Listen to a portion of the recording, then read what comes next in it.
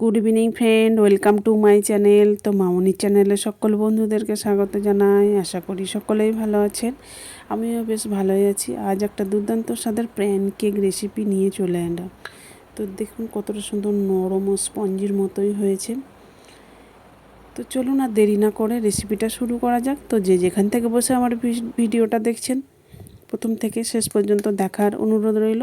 এখানে একটা মুরগির ডিম ভেঙে নিলাম, স্বাদ মতো লবণ, 1 চামচ চিনি আর ভ্যানিলা এসেন্স দিয়ে দিলাম হাফ চামচের থেকেও কম।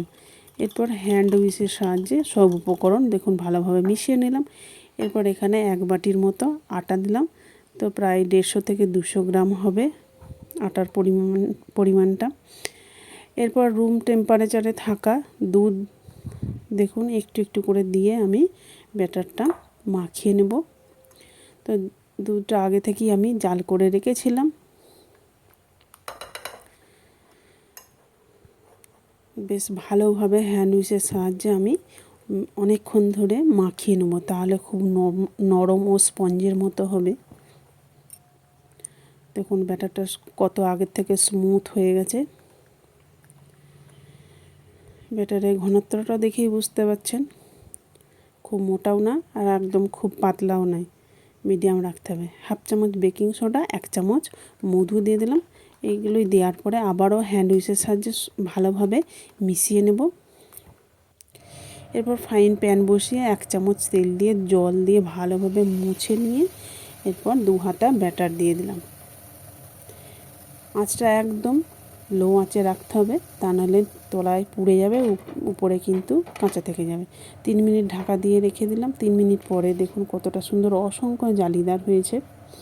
এরপর ঢাকা দিয়েও 2 থেকে 3 মিনিট রেখে দেব। তো যারা আমার ইউটিউব চ্যানেল থেকে দেখছেন, একটা সাবস্ক্রাইব করে পাশে থাকবেন আর পাশে থাকা বেল বাটনটি অল করে রাখবেন, তাহলে আমার রেসিপি ছাড়ার সাথে সাথে সবার আগে আপনার কাছে পৌঁছে যাবে। তো আবারও একটা দেখুন দিয়ে দিলাম। এটাও দেখুন কতটা সুন্দর অসংখ্য জালিদার হয়েছে। ঢাকা দিয়ে 2 মিনিট রেখে দেব।